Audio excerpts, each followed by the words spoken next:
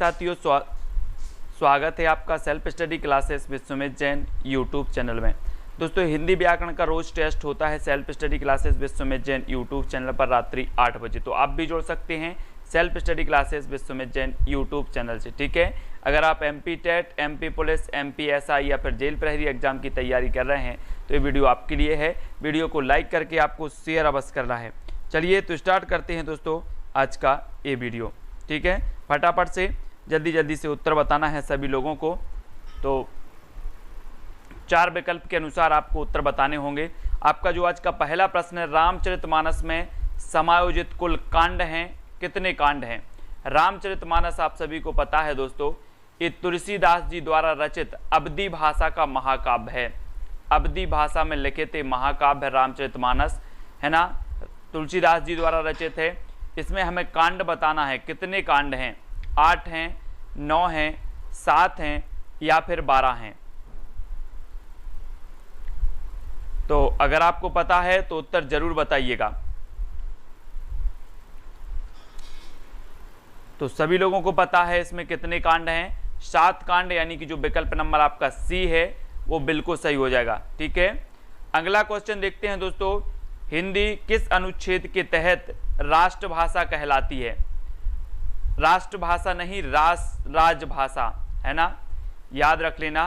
हिंदी को राष्ट्रभाषा का दर्जा प्राप्त नहीं है, राजभाषा का दर्जा प्राप्त है, सभी को पता है, ठीक है। तो किस अनुच्छेद के तहत इसे राजभाषा बनाया गया? तो 343, 346, 356 या फिर 360। आपको पता होगा दोस्तों कि 343 से लेकर 351 तक भाषा से संबंधी प्रावधान है ना। तो 343 अनुच्छेद 343 के तहत जो हिंदी है इसे बनाया गया राजभाषा, ठीक है। तो आपका जो विकल्प नंबर 1 है वो बिल्कुल सही हो जाएगा, ठीक है। मंजू जी, प्रेमा प्रीति जी, अगला क्वेश्चन हमें बताना है। अगला जो आपका क्वेश्चन हो जाएगा दोस्तों, हिंदी साहित्य का आधुनिक काल कब से प्रारंभ माना जाता है? हिंदी साहित्य का आधुनिक काल कब से प्रारंभ माना जाता है? 1999 से, 1850 से, 1951 से या 1752 से?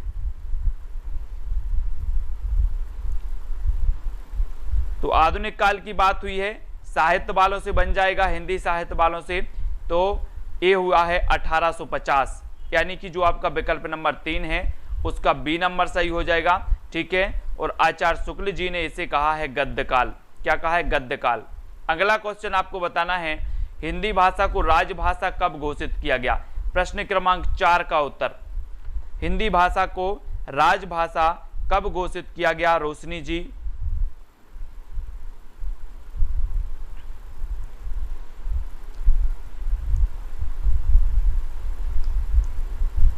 तो आपका बिल्कुल सही आंसर जो हो जाएगा दोस्तों प्रश्न क्रमांक 4 का 14 सितंबर 1949। और 14 सितंबर को हम क्या मनाते हैं? हिंदी दिवस मनाते हैं, ठीक है। तो आपका A नंबर बिल्कुल सही हो जाएगा। अगला क्वेश्चन देखो, अंधेर नगरी चौपट राजा नाटक किसने लिखा है? अंधेर नगरी चौपट राजा, टके सिर भाजी टके सिर खाजा, है ना, इस प्रकार से है। तो ये किसने लिखा है? मुंशी प्रेमचंद ने, गोवर्धन राम एन त्रिपाठी, भारतेंदु हरिश्चंद्र या फिर फकीर मोहन सेनापति? तो प्रश्न क्रमांक 5 का उत्तर बताना है, तब आपका बिल्कुल सही आंसर हो जाएगा दोस्तों भारतेंदु हरिश्चंद्र, यानी कि जो C नंबर है वो बिल्कुल सही है। नेक्स्ट प्रश्न है आपका, पीपर पात सरस मन डोला, सरस मन डोला में कौन सा अलंकार है? अलंकार बताना है हमें।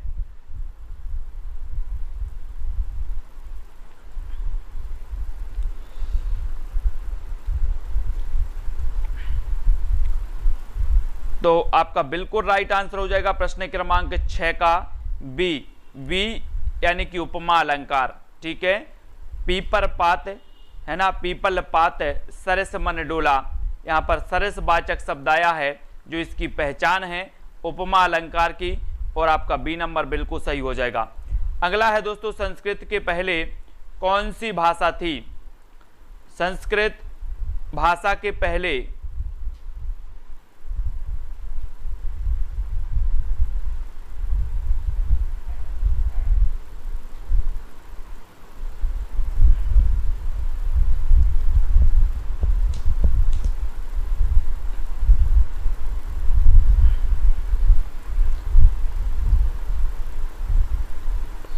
संस्कृत, पाली, प्राकृत, इस प्रकार से इसका, तो ये क्वेश्चन ही थोड़ा सा मिस्टेक है, क्योंकि संस्कृत तो देव भाषा कहलाती है ना, देव भाषा। तो संस्कृत के बाद पाली, पाली के प्राकृत, प्राकृत से अपभ्रंश और फिर हिंदी। तो इस प्रकार से क्वेश्चन भी थोड़ा सा मिस्टेक है, ठीक है। अगला बताना है आपको, उज्ज्वल शब्द का शुद्ध रूप है तो कौन सा है। उज्ज्वल शब्द का बताना है, प्रश्न क्रमांक 8 का। उज्ज्वल शब्द का शुद्ध रूप क्या है। उज्ज्वल, उज्ज्वल,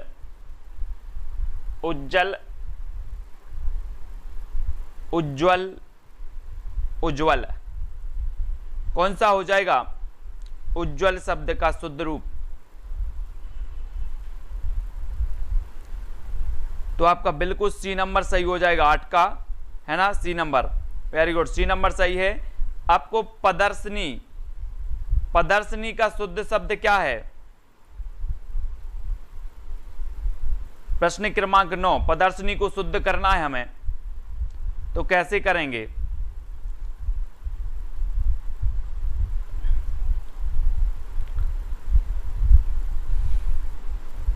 कर दो जरा शुद्ध प्रश्न क्रमांक 9 को। तो आपका बिल्कुल सही आंसर होगा प्रदर्शनी, यानी कि डी नंबर, ठीक है, डी नंबर बिल्कुल सही होगा। सतचयन, सतचयन का संधि विच्छेद क्या होगा। सतचयन का संधि विच्छेद,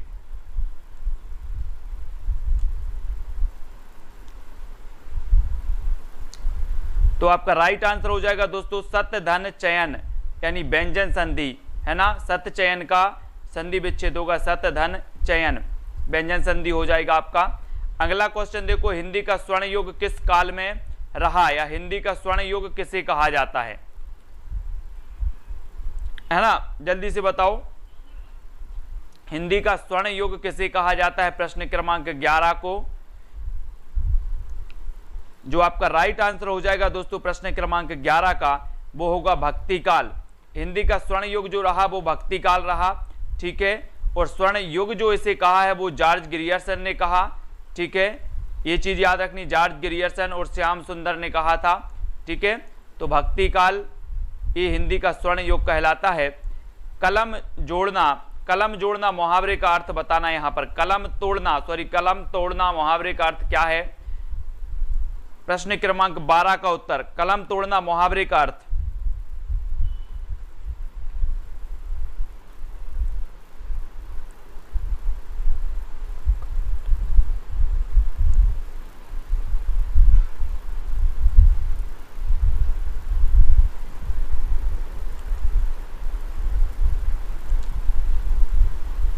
प्रश्न क्रमांक 12 का उत्तर बताना है हमें, और 12 का आपका बिल्कुल सही आंसर होगा बहुत अच्छा लिखना, यानी डी नंबर, ठीक है। कलम तोड़ना मतलब बहुत अच्छा लिखना। पीतांबर में कौन सा समास है, प्रश्न क्रमांक 13। पीतांबर में समास बताना है कौन सा है। बहुब्रीहि है, द्वंद्व है, तत्पुरुष समास है, या अव्ययी भाव समास है।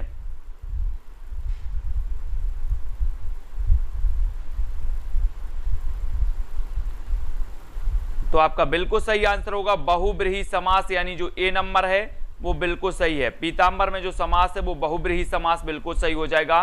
अर्चना जी, ज्योति जी, ठीक है। पंचवटी में बताना है दोस्तों, पंचवटी में कौन सा समास है।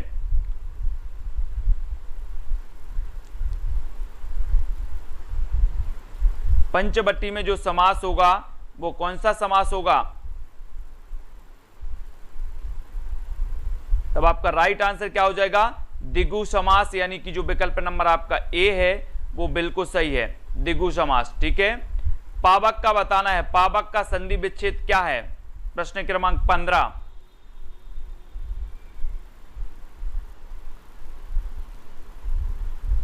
खूबचंद जी, अलका जी, यशरत्ती जी, पावक का संधि विच्छेद जो हो जाएगा वो हो जाएगा सी, यानी कि पौ धन अक बराबर पावक, ठीक है, याद रखना, अयादी संधि।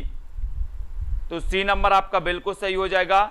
जगदीश का बताना है, जगदीश का संधि विच्छेद क्या हो जाएगा, प्रश्न क्रमांक 16। मनीष जी, धर्मेंद्र जी, जगदीश का संधि विच्छेद क्या होगा आपका? प्रश्न क्रमांक 16 और 16 का बिल्कुल सही आंसर होगा क्या? जगत धन ईश, यानी कि जो ए नंबर है वो बिल्कुल सही है। जगत धन ईश बराबर जगदीश, व्यंजन संधि। ठीक है। हिंदी की उत्पत्ति किस भाषा से हुई है? हिंदी की उत्पत्ति किस भाषा से हुई है? लौकिक संस्कृत से, वैदिक से, सौरसेनी अपभ्रंश से या फिर मागधी से? हिंदी की उत्पत्ति बताना है निधि जी, राज जी, मंजू जी। प्रश्न क्रमांक 17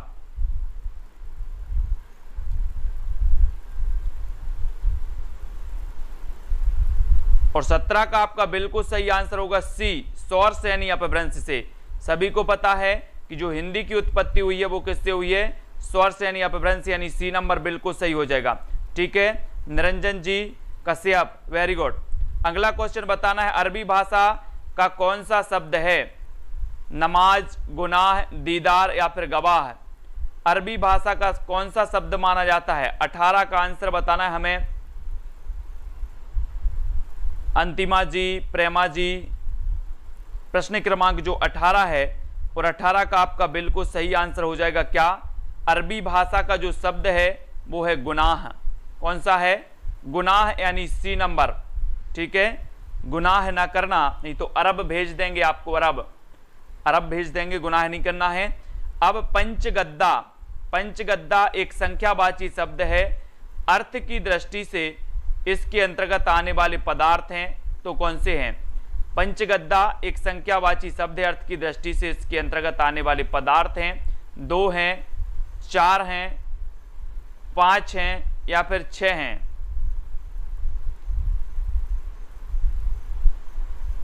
उन्नीस का आंसर बताना है हमें। पंच से क्या बनेगा? 5, तो 5 ही तो होगा, सी नंबर। ठीक है, सी नंबर।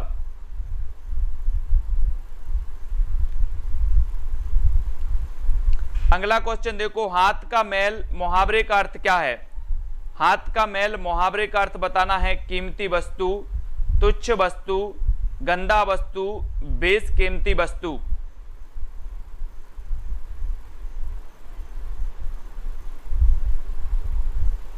वैदिक संस्कृत वेदों की भाषा थी। वैदिक संस्कृत जो थी वो वेदों की भाषा थी, है ना। और लौकिक संस्कृत से ये उत्पत्ति हुई है सभी, बिगड़ती हुई भाषा, बिगड़ती गई। तो हाथ का मैल मुहावरे का अर्थ क्या हो जाएगा? प्रश्न क्रमांक 20 का बताना है आशु जी। राधेश्याम, प्रश्न क्रमांक 20 का आपका बिल्कुल सही आंसर होगा बी, हाथ का मैल यानी तुच्छ वस्तु। आप लोग बोलते ना ये तो मेरा हाथ का मैल है, तुच्छ वस्तु, है ना। साकेत के रचनाकार कौन है? साकेत बताना है ये किसकी रचना है? बहुत ही बढ़िया रचना है साकेत, का आंसर बताना है। और 20 है साकेत। सरस्वती पत्रिका के संपादक हमें बताना था और आपका बिल्कुल सही आंसर जो हो गया वो क्या हो गया? सरस्वती पत्रिका के महावीर प्रसाद द्विवेदी, यानी कि जो बी नंबर है वो बिल्कुल सही हो जाएगा। ठीक है, 22 का उत्तर। अगला है डिंडोरा पीटना मुहावरे का अर्थ क्या है? प्रश्न क्रमांक 23 है। पूजा पाल जी, डिंडोरा पीटना मुहावरे का अर्थ क्या है?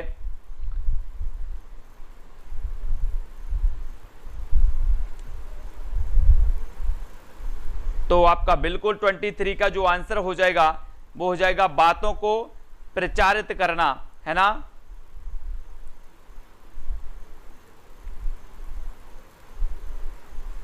डी नंबर आपका बिल्कुल सही हो जाएगा 23 का। अगला, अंगुली में आटा गीला करना। अंगुली में आटा गीला करना मुहावरे का अर्थ बताना है। प्रश्न क्रमांक 24। अकारण नुकसान होना, कामकाज बंद होना, मुसीबत में ही मुसीबत आना या फिर व्यर्थ का काम करना। प्रश्न क्रमांक 24, अंगुली में आटा गीला करना।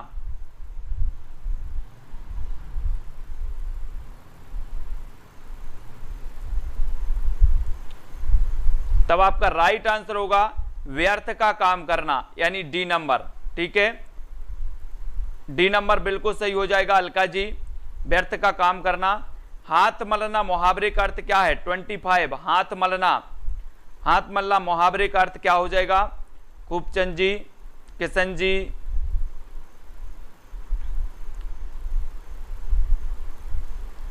रज्जू जायसवाल, हाथ मलना यानी कि 25, और 25 का आपका सही है पछताना, है ना, पछताना।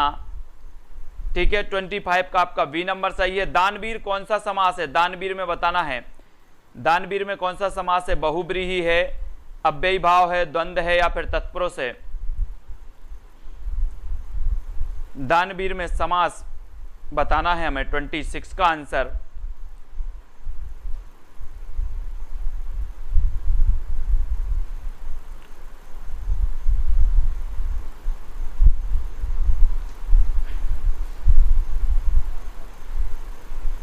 तो आपका बिल्कुल सही आंसर होगा तत्पुरुष समास, है ना, डी नंबर। ठीक है, दानवीर यानी कि तत्पुरुष समास। अगला बताना, निम्न में से कौन सा शब्द शुद्ध है? शुद्ध शब्द बताना है आपको। आयोजित, आयोजित, आयोजित या फिर आयोजित। शुद्ध शब्द कौन सा हो जाएगा? एमडी शाहीन परवेज, आशुतोष मिश्रा, कौन सा शब्द शुद्ध है? 27 का आपका बिल्कुल सही है सी, आयोजित, है ना, आयोजित आपका बिल्कुल सही हो जाएगा। कल्पना का विपरीतार्थक विलोम शब्द क्या हो जाएगा? कल्पना, आप लोग कल्पना करते हो, है ना, और इसका विपरीतार्थक क्या हो जाएगा? सीमा जी, समीर अली जी, कल्पना का विपरीतार्थक शब्द क्या होगा?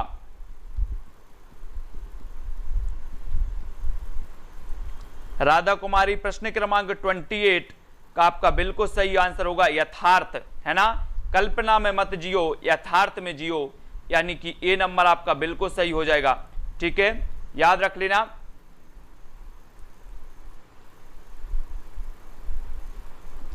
अगला बताना है आपको, तरी का पर्यायवाची शब्द कौन सा है?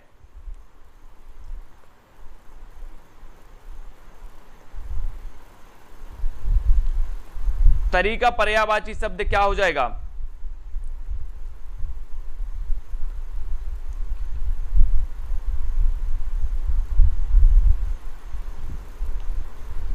तो प्रश्न क्रमांक 29 और 29 का आपका बिल्कुल सही आंसर होगा तरी। तरी का पर्यायवाची होता है नौका, यानी कि जो डी नंबर है वो बिल्कुल सही हो जाएगा। ठीक है, डी नंबर। अगला क्वेश्चन बताना दोस्तों, आंख का पर्यायवाची शब्द कौन सा है?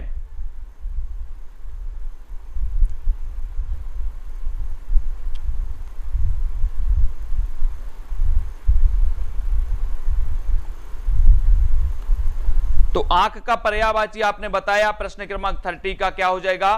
पर्यायवाची शब्द नहीं है बताना, यहां पर नहीं है, तो कौन सा नहीं है? चक्षु है, अक्षी है, लोचन भी है, धात्री यानी कि जो डी नंबर है वो बिल्कुल सही हो जाएगा।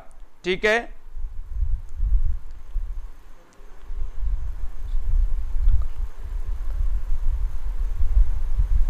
तो धात्री आपका बिल्कुल सही हो जाएगा, डी नंबर। सांप का पर्यायवाची शब्द कौन सा नहीं है? फिर से नहीं है बताना है।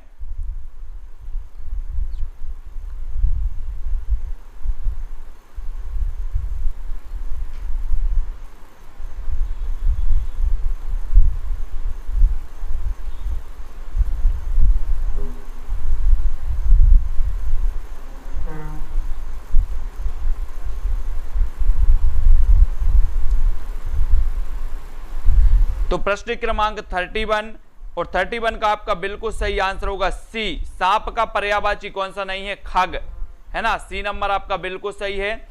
रिक्शा, रिक्शा किस भाषा का शब्द है? रिक्शा हमने पढ़ा था ना, अब रिक्शा का फिर से बताना है आपको।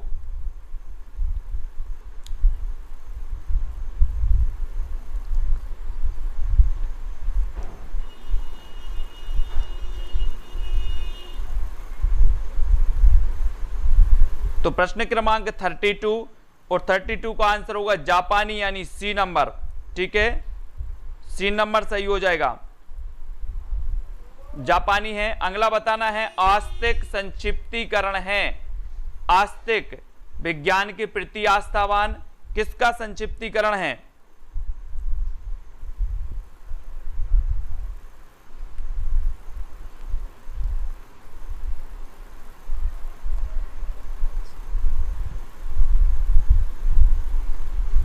तो प्रश्न क्रमांक है 33 और 33 का आपका सही आंसर होगा ईश्वर के प्रति आस्थावान, यानी बी नंबर। ठीक है, आस्तिक। ठीक है, निम्नलिखित में से स्पर्श व्यंजन कौन सा है बताना। स्पर्श व्यंजन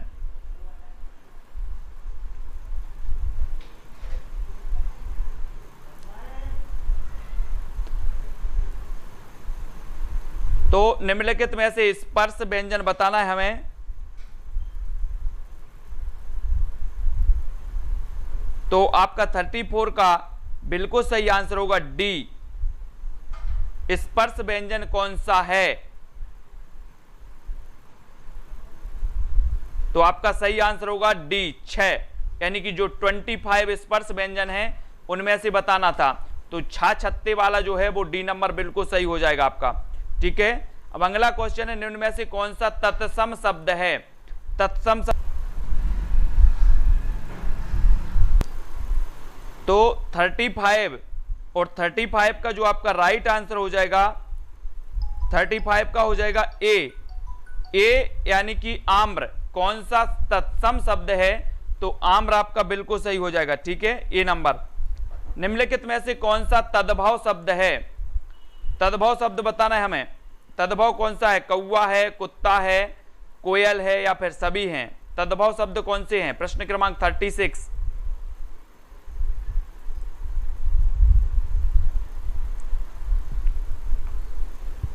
और 36 का आपका बिल्कुल सही आंसर होगा सभी हैं। कौवा, कोयल, कुत्ता, ये सभी तद्भव शब्द हैं।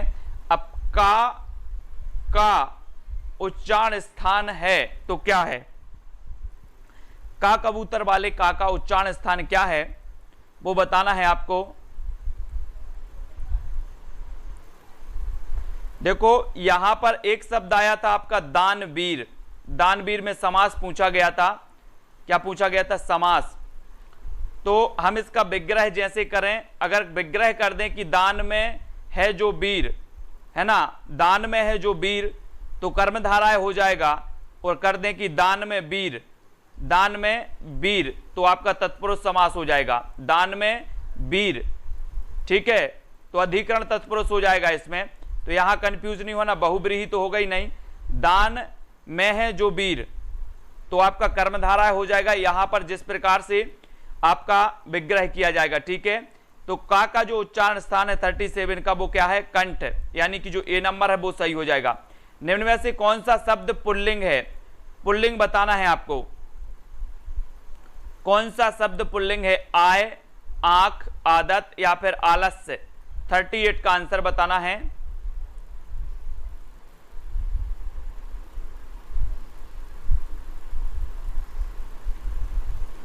तो पुल्लिंग जो शब्द हो जाएगा वो कौन सा हो जाएगा?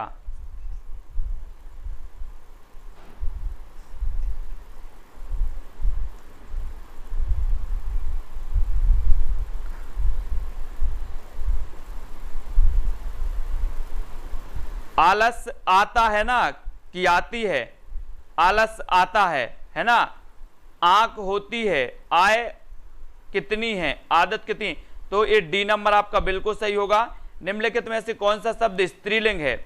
स्त्रीलिंग बताना है आपको। पक्षी, केकड़ा, चकोर, गिलहरी? प्रश्न क्रमांक 39।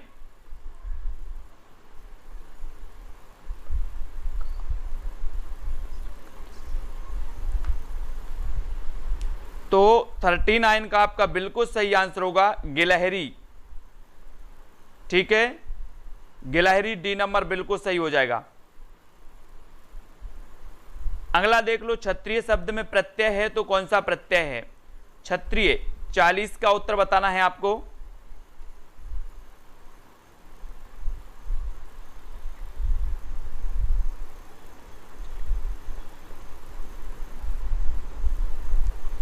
सेंड कर देना। क्षत्रिय शब्द में प्रत्यय है तो कौन सा है? प्रश्न क्रमांक 40। और 40 का जो आपका सही है वो ई है, यानी कि बी नंबर।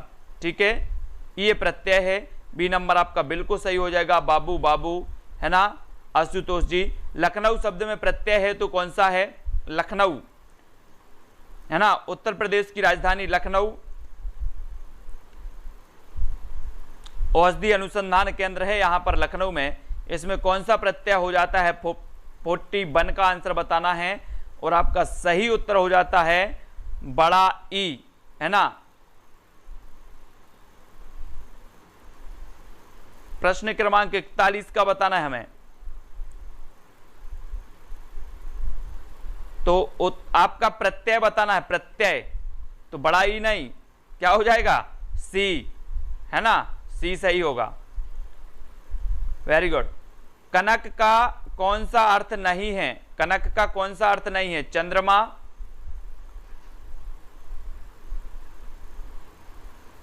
कनक का कौन सा अर्थ नहीं है बताना हमें।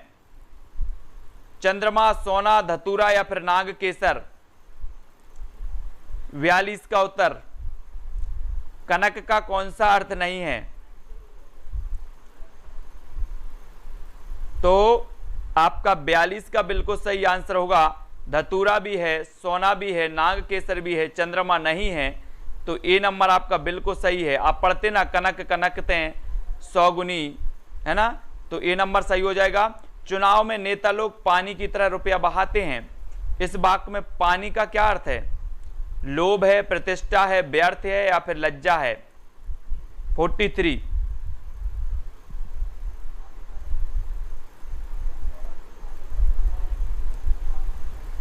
तो 43 का जो आंसर है वो क्या हो जाएगा? व्यर्थ, है ना, व्यर्थ की तरह जो है रुपया बहाते हैं, पानी का यहां पर व्यर्थ बहाते हैं। तो बी नंबर बिल्कुल सही होगा। आप भले आए, इस वाक्य में भले क्या है? संज्ञा है, विशेषण है, सर्वनाम है या क्रिया विशेषण है? प्रश्न क्रमांक 44।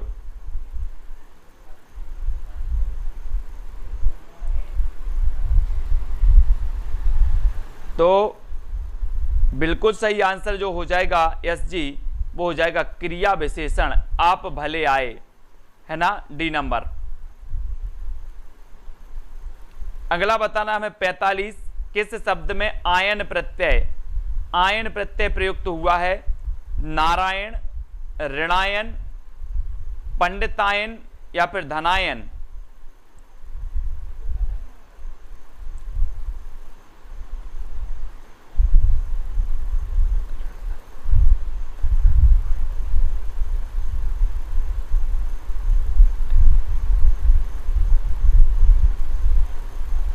तो 45 का उत्तर क्या हो जाएगा?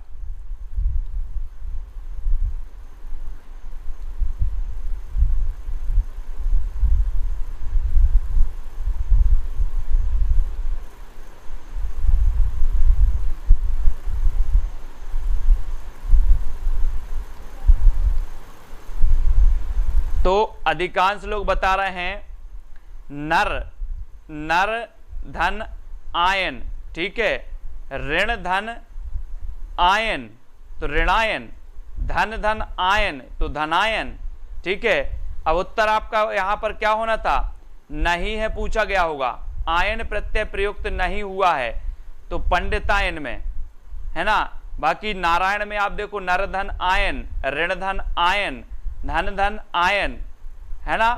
तो यहां पर कैसा होना था? नहीं वाला होना चाहिए, ठीक है, नहीं वाला कि नहीं है, क्योंकि नारायण, ऋणायन, धनायन में तो आपको लग नहीं रहा कि आयन है, तो इसमें नहीं है, मतलब पंडितायन में नहीं है, है ना। हाँ, किस लोकोक्ति का अर्थ वैभव क्षणिक होता होगा? साँच को आँच नहीं, अधजल गगरी छलकत जाए, 5 उंगलियां बराबर नहीं होती, 4 दिन की चांदनी फिर अंधेरी रात। तो किस लोकोक्ति का अर्थ वैभव क्षणिक होता है? प्रश्न क्रमांक 46। क्षणिक किसका होता है? क्षणिक होता है कि 4 दिन की चांदनी और फिर अंधेरी रात, ये क्या है? क्षणिक है, ठीक है। अगला बताना हमें 5 7 की लकड़ी एक जने का बोझ लोकोक्ति का अर्थ क्या है? 5-7 की लकड़ी एक जने का बोझ बहुत कठिन कार्य, असंभव बड़ी शर्त रखना, छोटे या कमजोर व्यक्ति की बात को कोई नहीं मानता, या फिर मिलकर काम करने से कठिन कार्य भी सरल हो जाता है।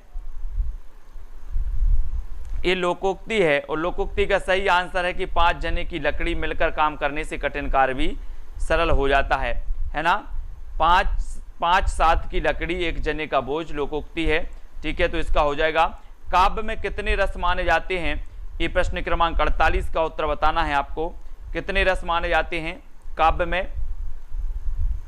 तो आपने पढ़ा होगा कि पहले 8 रस भरत मुनि ने माने, 1 रस प्लस हो गया शांत रस, तो हो गए 9। ठीक है, अब इसमें भक्ति रस और वात्सल्य रस और जुड़ गए, तो कुल मिला के कितने हो गए? 11 रस हो गए। ठीक है, 11 रस हो गए। अब काव्य में यहाँ पर जो दिए गए हैं वो 9 रस, यानी कि उत्तर सी आपका यहाँ पर बिल्कुल सही हो जाएगा। ठीक है, वैसे अभी जो है वो रसों की संख्या कितनी हो गई है?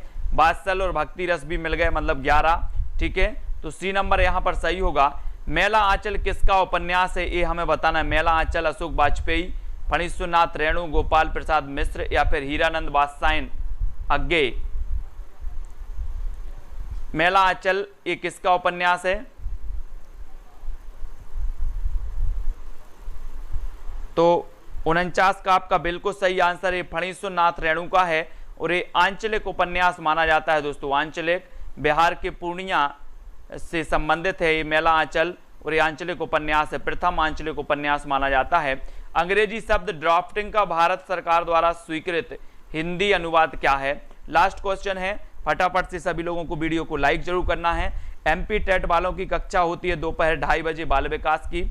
ठीक है, शाम को 6:30 बजे होती है पर्यावरण की, और हिंदी का टेस्ट आपका रोज 8 बजे होता है और 9 बजे होता है हिंदी साहित्य। ठीक है, ध्यान रहें। और शाम को 4 बजे पढ़ते हैं हम जीके पढ़ते हैं, सामान्य ज्ञान, और 50 का उत्तर आपका बिल्कुल सही हो जाएगा। अंग्रेजी का ड्राफ्टिंग जो होता है वो प्रारूपण है ना। हम बोलते हैं ना कि संविधान सभा के प्रारूप समिति के जो अध्यक्ष थे, ड्राफ्टिंग कमेटी के जो अध्यक्ष थे, वो कौन थे? डॉक्टर भीमराव अंबेडकर साहब। ठीक है, तो ये चीज भी याद रखनी है। जिसमें कितने सदस्य थे? 7 सदस्य थे। तो प्रारूप समिति के जो अध्यक्ष थे वो क्या थे? अंबेडकर जी। और वहीं ड्राफ्टिंग का जो हिंदी अनुवाद है वो क्या है? प्रारूपण, यानी कि जो डी नंबर है वो बिल्कुल सही है ना। किट्टू, अर्चना, प्रेमा, है ना, राखी गुप्ता जी, किशन जी, नीतू जी, मीना जी, अर्चना जी, निधि जैन जी, है ना, आशुतोष, पूजा जी, बाबू जी, निरंजन जी। ठीक है, और माही जी। सभी लोग वीडियो को लाइक जरूर करें और जो भी साथी एमपी टेट से संबंधित हैं वो एमपी टेट वाले ग्रुप में जुड़ें। जो भी हिंदी साहित्य से संबंधित हैं वो हिंदी साहित्य वाले ग्रुप में जुड़ जाएंगे। ठीक है, आपको व्हाट्सअप करना है 9098609291, है ना। एमपी पुलिस की भी वैकेंसी आ चुकी है, मतलब इसकी भी घोषणा हो चुकी है एमपी पुलिस की। तो एमपी पुलिस और जेल प्रहरी वाले जेल प्रहरी ग्रुप में जुड़ना है, और एमपी टेट का आपका ग्रुप अलग है, एमपी टेट वाले। ठीक है, इससे जुड़ना है। ठीक है, दीपश्री जी, ज्ञान सिंह जी, पूजा पाल जी, मनीष जी, किशन जी, सभी के लिए बहुत बहुत धन्यवाद। वीडियो को लाइक जरूर करें और सुबह 8:15 पर एक वीडियो में डालता हूं ट्रिकी वीडियो जरूर देखें, जिसमें बहुत अच्छी चीज़ें अलग अलग ट्रिक के माध्यम से मैं बता रहा हूं। भारत के मंदिर ट्रिक के माध्यम से, है ना, जीवाणु से होने वाले रोग ट्रिक के माध्यम से, विषाणु से होने वाले रोग ट्रिक के माध्यम से, है ना, खेल खिलाड़ियों की संख्या ट्रिक से। तो ये जो ट्रिकी वीडियो है वो जरूर देखें। और संधि की ट्रिक से वीडियो मैंने आपको दी है, समास का ट्रिकी वीडियो भी आपको दिया है, तो ये सभी वीडियो देख लें, है ना। 50 में से 46 निरंजन जी का, समीर, अर्चना केवट, मोहन बघेल और माही जी, चंद्रा जी, है ना, बहुत बढ़िया। सभी के लिए धन्यवाद। सभी लोग वीडियो को लाइक करके शेयर अवश्य करें। जय हिंद।